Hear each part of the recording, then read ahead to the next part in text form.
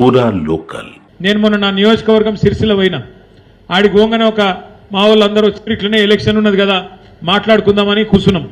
ఒక తాత వచ్చిండు, ఒక రైతు, పెద్ద మనిషి వచ్చి మన కుమరయ్య యాదవ్ గారు లెక్కనే ఉండే పెద్ద మనిషి ముఖం కూడా.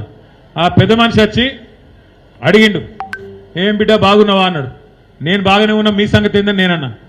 ఏం సంగతి పాడైంది, ఏం లేదు, కాలం అయితే లేదు, వానలు కొడతలేవు, నీళ్లు లేవు, వాగులా రైతు బంధు పడతలేదు, కరెంటు వస్తలేదు, కాలిపోయిన ట్రాన్స్ఫారం రిపేర్ చేసేవాడు లేడు, ఏం చేయాలి? మంచిగా పాలిచ్చే బర్రెను పక్కకు పెట్టినాం, తన్నే దున్నపోతుని తెచ్చుకున్నాం, ఇక తంతాంది పడుతున్నాం, ఏం చేయమంటావు అన్నాడు. కొద్దిగా కుడి ఎడుమ రాష్ట్రం అంతటా రైతుల ఆలోచన గట్లనే ఉన్నది.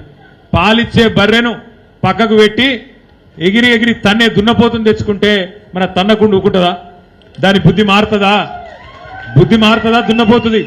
కాంగ్రెస్ అనే దున్నపోతుని తెచ్చుకొని దాంతో పని కావాలంటే పని అవుతుందా? దున్నపోతు ములుగర్ర పెట్టినా ఒడిచినా పోతుందా? అటు ఇటు పోదు కదా. గట్లనే ఇవాళ ఈ ప్రభుత్వానికి ఎవ్వాలంటే కూడా పట్టి లేదు.